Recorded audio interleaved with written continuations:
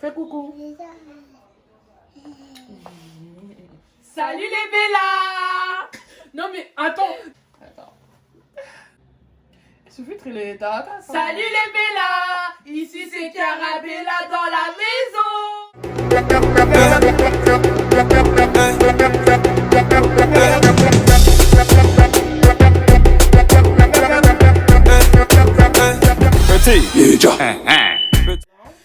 Salut mes Bella, j'espère que vous allez bien. Alors je vous présente Abby. Alors bonjour à tous les Bella, j'espère que vous allez bien. Alors moi je me présente, j'ai plusieurs prénoms. Alors moi c'est Bibi d'amour, ma chaîne c'est Bibi d'amour. D'ailleurs la première partie elle est sur ma chaîne. Je suis aussi maman chérie et je suis aussi Miss Monde International, donc j'ai plusieurs fonctions. Voilà. Et je suis qui pour ça? Ma soeur. En fait les jaloux vont m'écrire.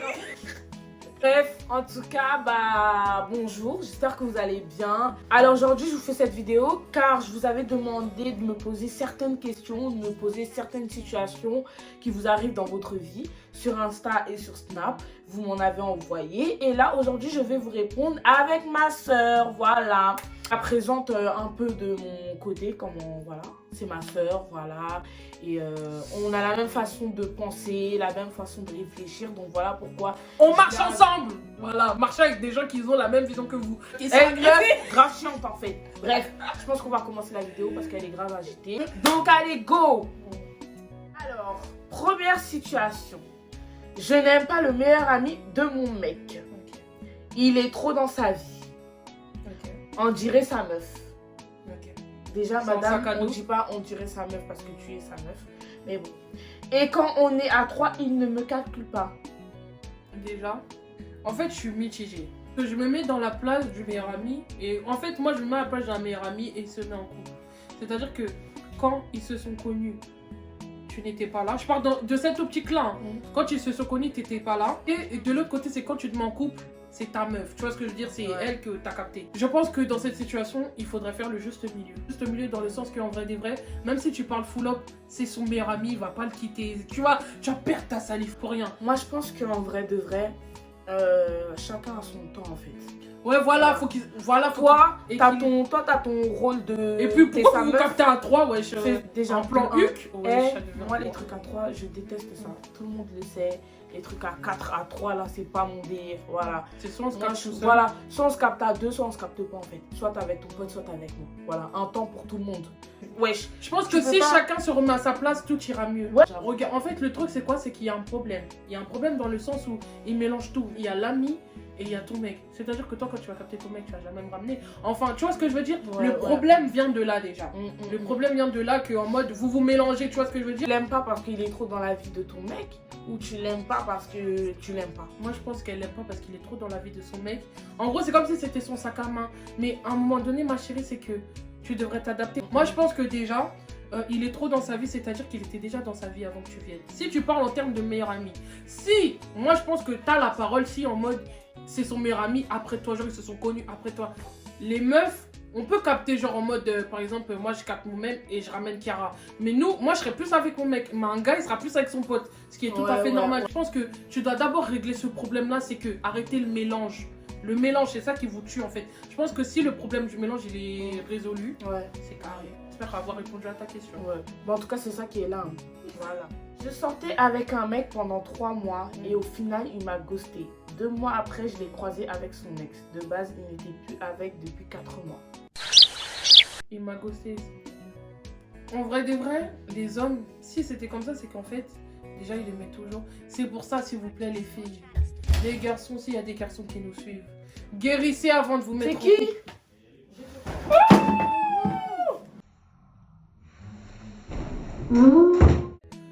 S'il vous plaît, les gens, guérissez avant de vous mettre en couple. C'est-à-dire que, tu vois, comme ce genre, son ex là, quelqu'un qui n'était pas guéri. C'est-à-dire qu'il avait déjà son ex en tête. Exactement. Une personne, s'il vous plaît, quand une personne, elle vient de vous gérer et que cette personne, elle vous dit, ouais, et tout, ça fait depuis un temps, je suis célibataire. S'il vous plaît, si c'est en mois, vous mettez pas parce que son ex. Un mois, parce que si ça fait 4 mois qu'il était plus avec son ex, c'est récent. Et qu'il s'est mis en couple avec elle il y a 3 mois, c'est que ça fait 1 mois qu'il s'est séparé de son ex. On est d'accord. Oui, non mais en fait, c'est... Tu vois, en fait, moi je pense, hein, je suis désolée vraiment ma chérie, mais je pense qu'il faut dire la vérité. Moi je pense que t'étais en fait, tu vois, genre le pansement.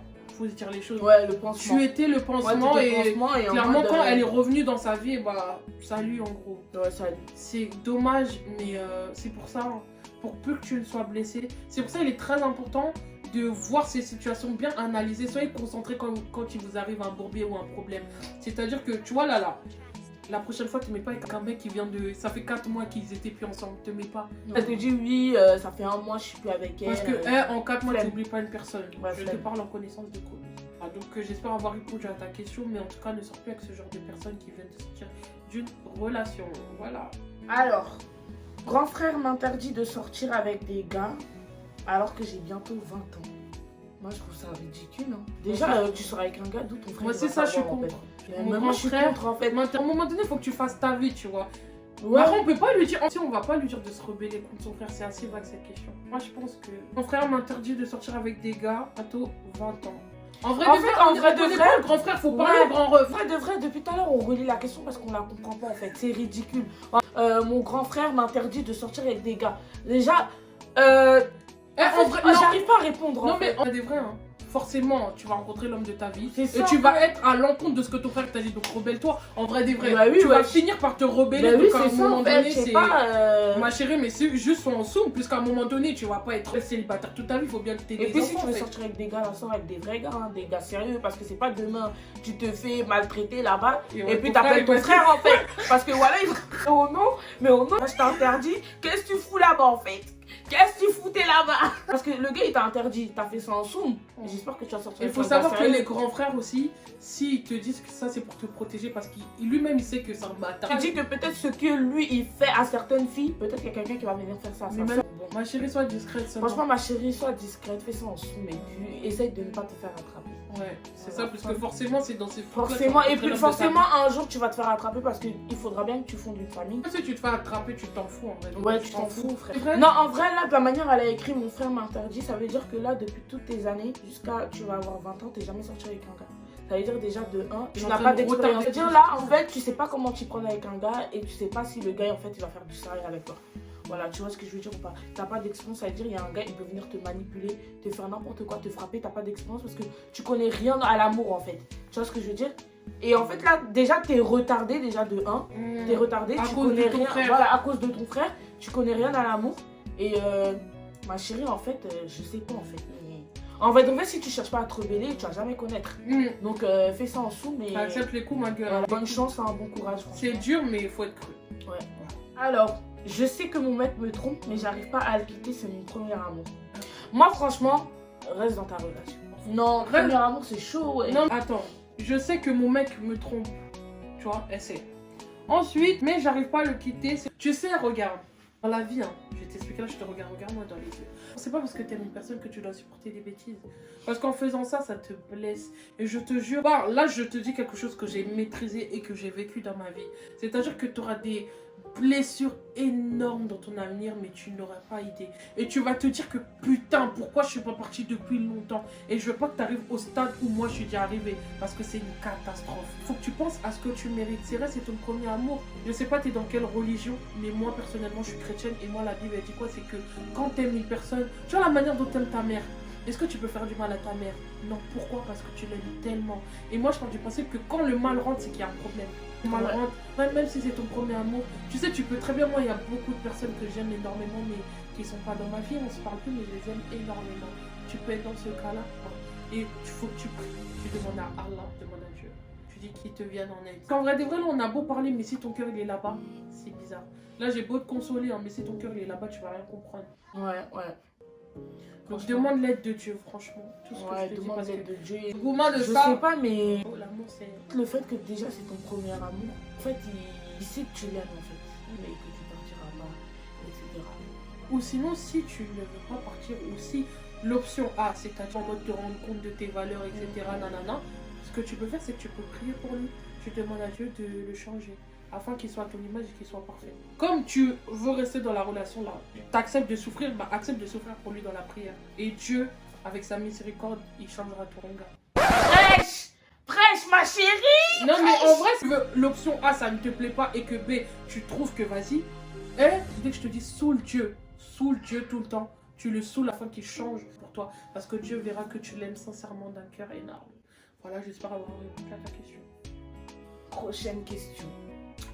Alors, salut Adi. Coucou. C'était déjà pour te dire que je kiffe ton contenu. Merci. Et t'es trop drôle. Merci beaucoup. En ce moment, j'ai grave des doutes sur mon chéri. Parce qu'il y a quelques temps, il était à Dubaï. Et depuis, il est devenu bizarre de ouf. Déjà, je te remercie beaucoup. Vous savez pas, les petits messages comme ça fait énormément plaisir que Dieu puisse te bénir. Wesh, Philemon, on est en train de filmer, wesh. Excuse-moi, Y'a quoi? Tu cherches quoi? je cherche un truc. Quel truc? Ferme la porte, wesh. Arrête, c'est bon, on va reprendre. Vous savez, nous les femmes, on a cette intuition, c'est-à-dire que quand t'as un doute, on va jusqu'au bout de ton doute parce qu'il y a quelque chose. Je sais pas si t'es déjà arrivé. Quand j'ai un instinct, là, tu vois, l'instinct de femme, moi quand je ressens quelque chose, je sais qu'en mode, il y a un truc qui va pas. En plus, moi, c'est très bien, je suis comme ça. Quand je ressens quelque chose, il y a un truc qui va pas. Donc, ma chérie, s'il est bizarre avec toi, c'est qu'à Dubaï, il a fait la fête, ma chérie. Non, mais regarde, tu vois ce que tu penses. T'as grave des doutes. Tu vois les doutes que t'as. Doute, ouais, il était avec des meufs. C'est ça. En vrai des vrais. Ouais. C'est ça. C'est ça. Et puis à Dubaï, tu vas pas aller. C'est ça. Tu connais ton steak. Tu connais ton steak. Tu connais ton steak, tu sais que tu voilà. sais que, en plus, surtout si c'est une personne, je sais pas, mais si genre en mode ton gars, c'est quelqu'un qui parle beaucoup avec toi et que du jour au lendemain, il devient distant.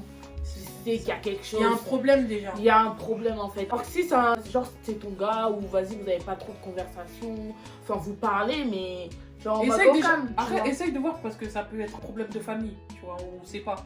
Les mecs sont chelous. Exactement. Donc en vrai de vrai, la communication, genre essaye de savoir ce qui ne va pas. Et la plupart des mecs qui sont réservés, c'est quelque chose dans sa famille, essaye de savoir, mais ton intuition là, va au bout, va au bout. Va au bout et t'inquiète, ça donnera quelque chose, mais part du principe que il est bizarre. Avant qu'il aille à Dubaï, on était bien.